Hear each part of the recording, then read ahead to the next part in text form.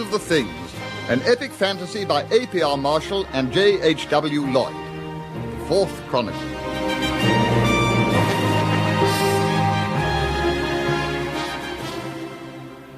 In the elder times, all the lands were ruled by the Evil One, save the kingdom of Albion. And as the hour of the black muster drew nigh, the men of Albion became poor and weak and suffered much. And they cried out to the elven kind for some power they might have as their own. And the elves called a great moot of all their kind, and it fell upon Theodar, silverest of all the tinkly host, to choose one mystic device and entrust it to the care of man. And so the high tinsel-spun sparkler of elves plucked from his pouch of knowledge the thing called 7. This he handed unto man's keeping, to be hidden amongst his common numbers, for the use of his most sacred trappings. Thus it was that their sins were named after it, and their virtues, and their wisdoms, and their brides and brothers. But during all this time, men were slaughtered and starved as never before, and said, truly, we should have made a few swords, and gone out to carve some elf meat off that witless gnome. And so the wondrous gift was forgotten, except for some who remembered the ancient rhyme of 7 heroes, and hoped that power lay therein. Rhodox! Rhodox, are you coming? Who is it? It's me, Badidus the Blue. Oh, hello there. Oh, where have you been all the afternoon? We missed you downstairs. What, at the lecture about the rise of evil? No. Most of us cut that intellectual stuff. We had a great contest to see whose owl could catch the most mice. Of course, we had to use the sugar ones indoors, but Fengel the Pink one hands down. Mind you, it did choke on the string. Yes. I'm glad you popped up. Come in. Right, you. Now, that old hero thing, how many lines does it have? Oh, 10. 10 at least, I should think. 10? Oh, yes. Look, 2 whole hands. Well, now, what's that in hands and thumbs? Let me see. 1 hand and 5 thumbs. I thought so. I completely forgot the last 4 thumbs. Now, help me look through the wardrobe. My other robe's in there somewhere.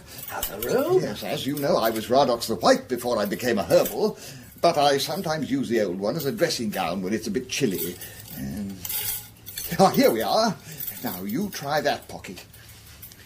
Anything? Just a few black olives and a phial of sunflower oil. Hang on. I think there's something slipped into the lining. Yes, here we are. I knew it. Let me have it. I haven't seen this bit for ages. Yes, just as Agar said. 1 man of noble birth, 6 men beside him. 7 sentinels shall ride on the wind of battle, of course. Hang on. Here's another bit. What? Can you make it out? There's a bit of wine vinegar spilt on the corner. Matched with the evil one's dark hordes of chattel, though they may stand and fight blooded and mountless, no chance at all has right against all the countless. Oh, yes. I remember that at the time I thought it was rather a surprise ending. Well, this somewhat changes my plans. What are you going to do? There's but one thing I can do. If even the summoning of the 7 heroes cannot save Albion, I shall have to set out at once for the misty wood and seek the streaming. The streaming? But, Rhodox, it is far too dangerous. Stay here, Rhodox. Do you think me too old to keep my wits? Or some sickly child? No, of course not. Then I'm going to hold my breath till you let me go. Now, come along, Rhodox. Be reasonable. Am I not your oldest friend? Did we not learn together as youths? You tried to copy my runes paper until old Coal Tar the Brown spotted us. Rhodox, you're turning purple. Oh, very well. But I shall come with you as far as I dare. I knew you'd see it my way. Hold fast there, Golden Longshanks. We have travelled almost 20 rock flights out of our way seeking the Tower of Trog and must return for wise guidance speedily. Can't you make it gallop so it's less bumpy? We have no time for comforts. I think only of summon trumpet. So do Why? This wine keeps slopping out of it. What? Empty that at once, greedy dwarf. I'm trying to. We dare not damage it. All right. I'm drinking it as fast as I can. Hang on, what's that? Where? Up ahead, stretched across the track. It's like some giant ropes of... Ah! What's this? I can't move. I'm stuck.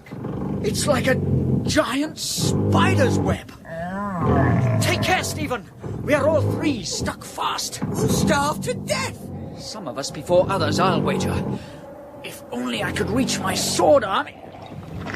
No, What's that? It's shaking. By all the gods! Hello, and what morsels do we have here? You may well ask. And I do, my dear, I do. A monstrous spider! 2 humans and a bull, more than enough for someone with a large and greedy appetite. And who exactly would that be? Oh, indeed. Someone who has carped incessantly for days about his hunger. Hunger? Help me, Master, help me. I still have some pork left. These spiders have bottomless stomachs. I fear it is not your pork he sets his eyes upon. One nice little fat one here for you, I see. It's feeling my stomach. My sword arm is glued tightly to the web. And also one far prettier. Or do you imagine my sight fails me? It often does in extreme old age, my dear. Oh, very witty. Quite the king's jester. It talks with itself. What manner of creature are you? I am called Hob. And I, Lob. Let us go, or by the moons of Tranfax I shall... Oh, so active. It seems a pity to paralyze him. No! Get back! If I could reach my sword... Oh, no, my dear, you're not getting away. We haven't had a meal for several moons. And that was scarcely memorable. Well, that's the last time I work our mandibles to the bone on cunning sauces to eat out a scrawny shepherd just because your web isn't strong enough to hold a... Master, I think it's loosening. Oh, how can you say that? My web is quite adequate to provide for a normal appetite. Yes, I can nearly reach... Normal appetite of a swamp bitch, perhaps. But, oh, no, my little ones, you shan't wiggle free. Paralyze the little devils. I grow tired of them. They cease to amuse. No! Keep away! Keep away! What was that? Well, it wasn't your bones creaking, my dear.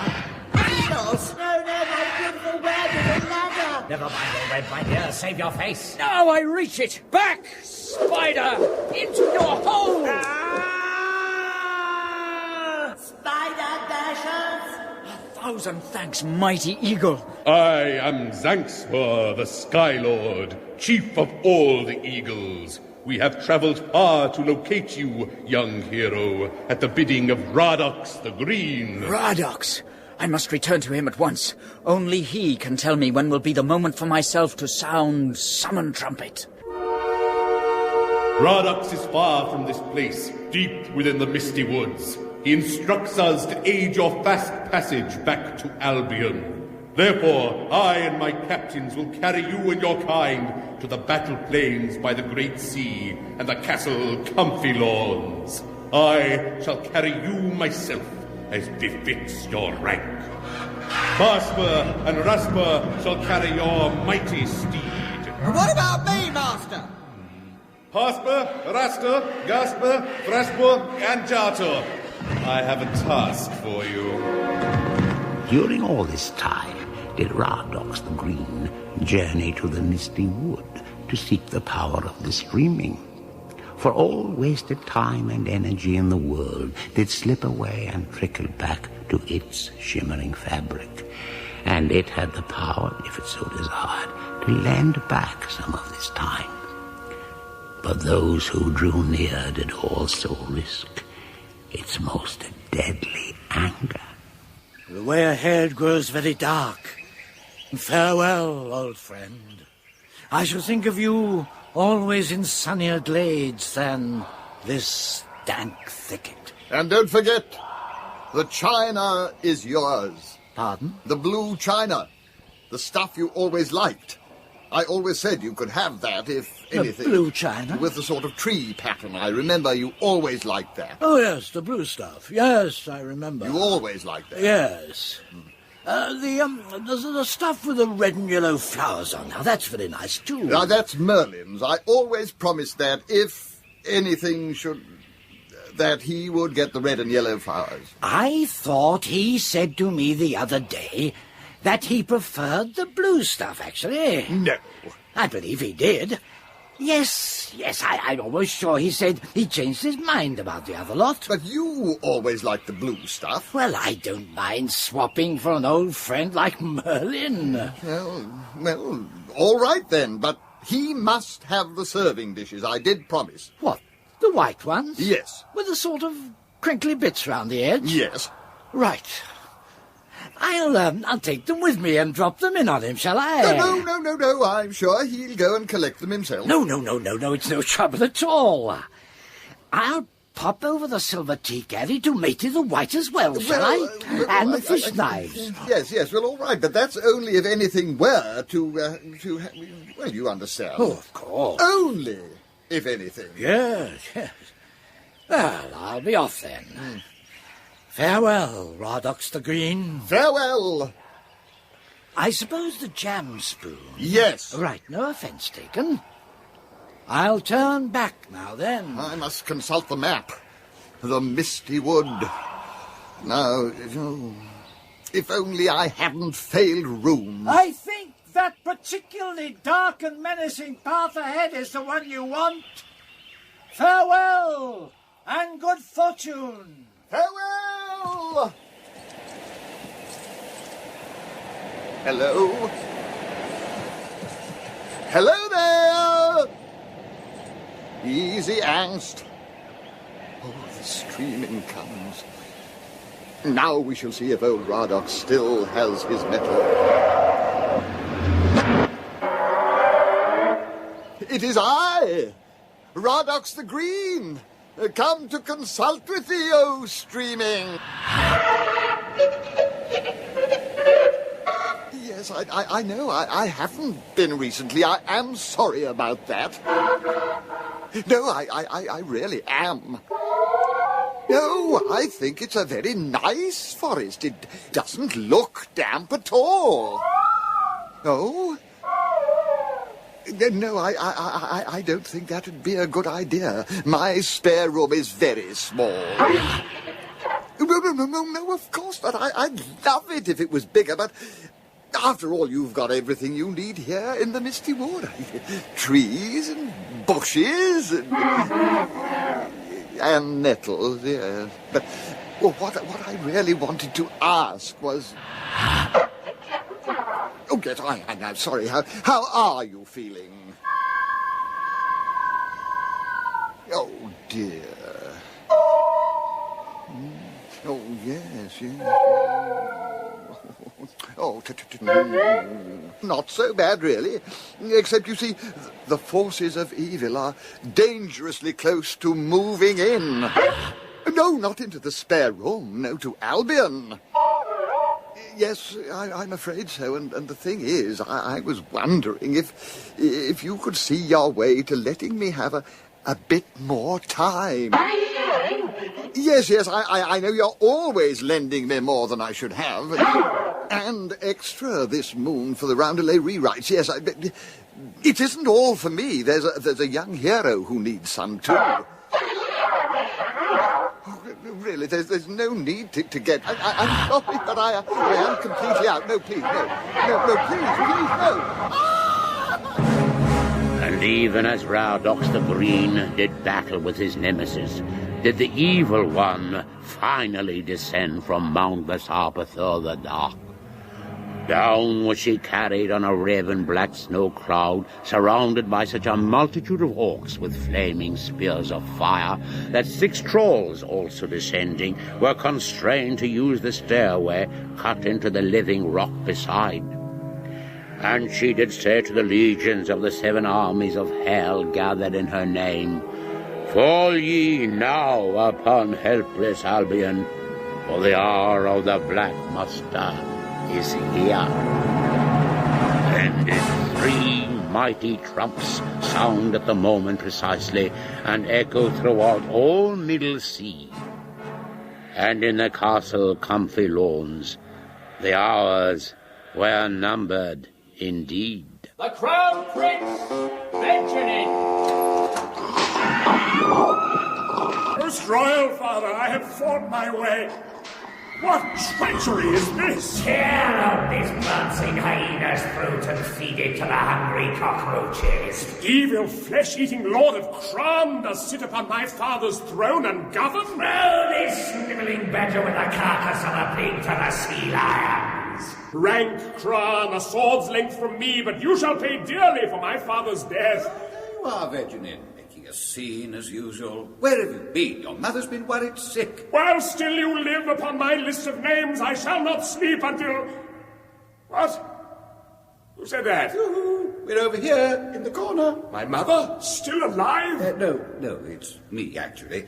We've got a rush job of larches on at the woodcutters. Now, listen here, my lad. I think you owe us an explanation. Ulfric, can't you see the boy's been scratched? That's no excuse, rushing all over the lands, threatening to kill everyone on some list. No thought of the diplomatic repercussions at all. Bursting into the temple of Zilbor like that. Luckily, the ambassador was very nice about it all when I explained. We had most amicable discussions and agreed upon a bilateral compromise. We would hush up the list of death affair if, and only if, mark you, he would have you quietly murdered. What? It was you, my father, who did cause the Brotherhood of Night to seize me and attempt to carve my noble body? Well, yes, my good friend, the evil flesh-eating Lord of Crown, chaired the negotiations himself, and he assured me that... You take the counsel of that cannibal and sentence your own son to grisly death? The evil flesh-eating Lord of Crown is not a cannibal. Throw these miserable prawn-faced vultures out of my sight and break open another crate of chocolate legs. Yes, very good. Your Majesty perceives not what takes place. The roads are now clogged up with row upon row of children of the Evil One, prepared for war. Now boldly do they march upon this castle through our land. They deign to wait no longer. No, they're not coming here. Crown told me only this morning they're engaged on a special fire practice for the surrounding land. Fire practice? 'Tis true. They burn our villages. Janine, you really must stop exaggerating like this. One day it's going to get you into trouble. Mark my words. So be it. Now the grisly dam has burst. I shall repair outside this place and stand against them all, though hopeless is my plight. If not one man I can locate to fight beside me, I shall use my sword till I am cut down fighting by the Hordes of Night. Crown Prince Vedrinin lies slain upon the sweet soil of great Albion's mighty plains. Farewell, gentle mother and proud father mine. I go now to my death to shed my blood and thine. I think we should have talked more when he was a boy. Ulfric, have you ever thought he might be right? Elfrida, you're too soft on him. You always have been. Haven't you seen what's arriving at the castle this morning? Oh, that. Well, some luggage for a friend of Crown's he's invited over. Oh, is it? Well, just you come in here and look at it. Right. What is this? Just a mirror? It looks like the all-seeing mirror of Gunst, whose power lies by reflecting deep into the souls of the fallen. Reproduction. And all these axes, magic helms, and articles of torture? Oh, collector's items. I don't doubt it, Ulfric, but what sort of collector? Well, Crown didn't exactly say who it was that was coming, but I expect the initials are carved in runes on his helm. Yes, there we are. T-E-O. T-E-O. Now, let me think. Who do we know with the initials T-E-O? T-E-O. Great gods! I've just had a most frightening thought. Yes. That awful great-aunt of yours is called Teresa or something, isn't she? Ulfric, it's worse than that. Worse than that? Who worse than that would be turning up at the castle? Unless it's the evil one. The evil one. Ulfric, don't you see? You've been wrong all along. Now they're overrunning the land and the castle, and we're all doomed. Well, if that is the case, Elfrida, and we're about to be killed, there is one thing I must tell you. What is it, Ulfric? I'm an elf. What? I know it sounds unbelievable, but it's true. I've been keeping it from you for some time, but now I think it's the moment to come out from behind the toadstools. What on earth do you mean? I don't always go to the woodcutters, you know. Sometimes, in the evenings, I go to leafy glades and see other elves. And often, after a bit of nectar, we sing. Ulfric, you can't be serious. I am. I'm tired of hiding my pointy ears. Look, I'm elfin and proud of it. There. Ulfric, what's that noise? Then did the 7 armies of the Evil One well up and violate the borders of sweet Albion from all sides. Like a sea of putrescent maggots, where they disgorged from the surrounding lands in numbers of great magnitude, crushing any fair flowers beneath their feet, tentacles or slimy underbellies, according to their tendency. From the south came the awesome vegemanry of Quan, 6 forests, tall and stark, of man-consuming trees, with 14 regiments of shrubs besides. So Eastline did fall to Morloth, usurper queen of the fire-stinging giant bees, flanked by 6,000 ruby-fanged vipers, quick to nibble. At Compass East, the Cranian host, their swearing killer loons, supported by vast droves of blood-drenched, snapping monkeys at their head. And from the north, at the last, swept down the massed armies of the hellish Wraith Pixie Alliance.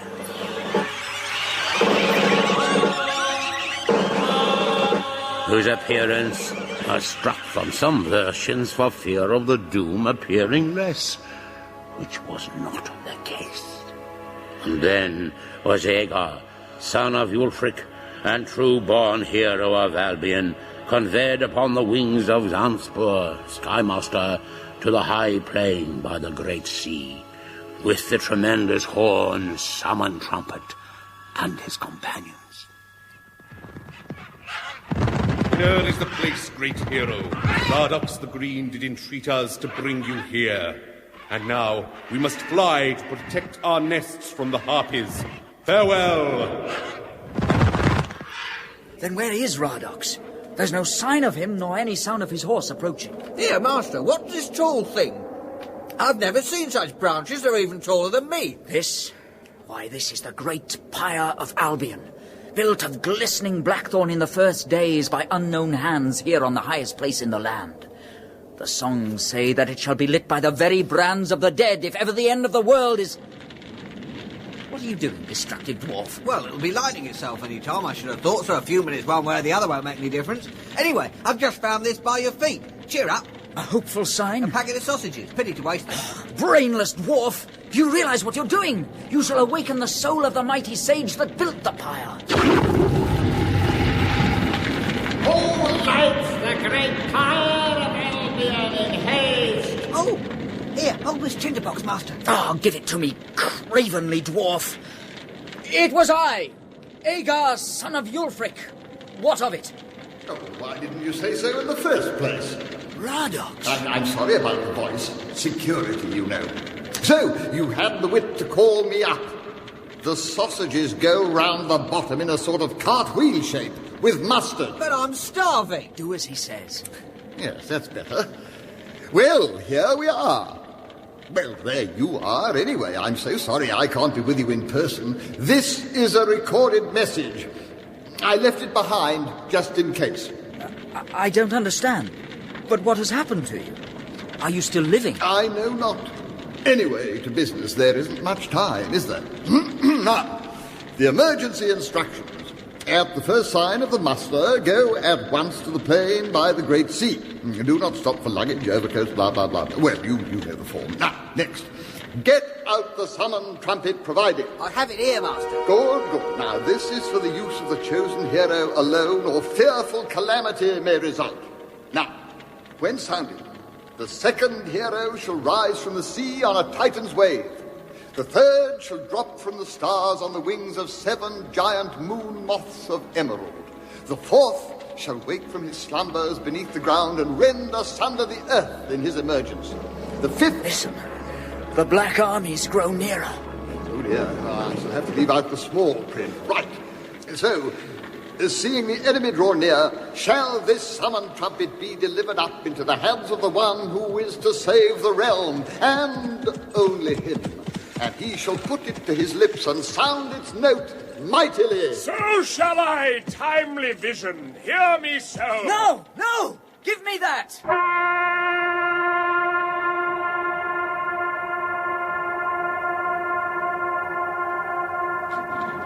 I thank thee, noble peasant, for your help. Now shall we see what magic I have worked.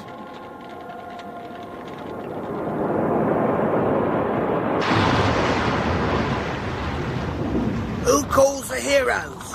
What is this? We come as summer, wakened from our sleep. And I, great gods, you the heroes are aside. You are taller than even I am known as Bully Giant Strike. You are taller even than I, Toolin Grouchel. My immense height is equal to you both, and don't you call me Molin Sky Racer. 6 dwarves? Is that all that crafty horn can muster? Vision, offer me your counsel once again. Well, actually, it was supposed to be sounded by Agar, son of Yulfric. What other son of Yulfric have we here? Am I not chosen hero of the realm? I'm afraid not. Then let him sound this instrument as proof. Give it me. I cannot get the note. It must only be made to sound once. That's right. You can't have quantity as well as quality, you know. Then what must we do? Oh, look, sausages. I'm starving. No, get back there. Radox, what must we do? I'm sorry. The spell is broken. I'll have to go. Fortune and luck, Agar and Vegenin, sons of Yulfric. Regiments of hell grow closer now, and all true men must draw together also. Together? It matters not which of us Yulfric's sons was chosen. Here we meet, and here we fight. So be it, Vegenin. And will you stand with me? Brother? I will, oh brother newly found, I will. And we will also, master, to the last. I'm just at the last. No, Golin Longshanks and your kind. You have no part in this battle. What? You expect us to stay behind just because you're too low to look small next to us? We ride together, all or none. Aye. Then it shall be. Aye. We 9 against all evil's hordes. Come, ride with me into the battle's smoke.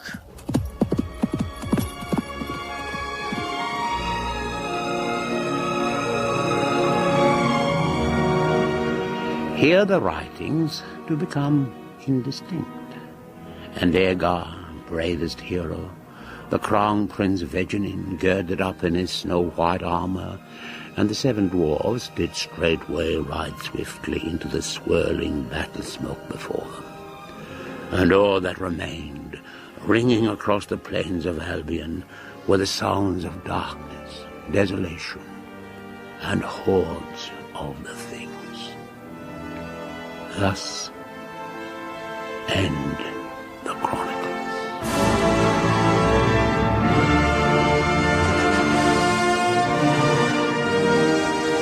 In the 4th and final chronicle of Hordes of the Things, Patrick McGee was the chronicler, Radox the Green, Frank Middlemas, Badidas the Blue, Ballard Barclay, Agar son of Athar, Christian Rodska, Golin Longshanks and the other dwarves, Jonathan Lynn, Hoblob the Monstrous Spider, Bob Grant, Zanspur the Skylord, Michael Kuhl, the Crown Prince Vegenin, Simon Callow, the evil flesh-eating Lord of Cran and Brother Scrivener, Aubrey Woods, King Yulfric the Wise III, Paul Eddington, Queen Elfreda of Albion, Maggie Steed, and Stephen the Minotaur was Martha Knight.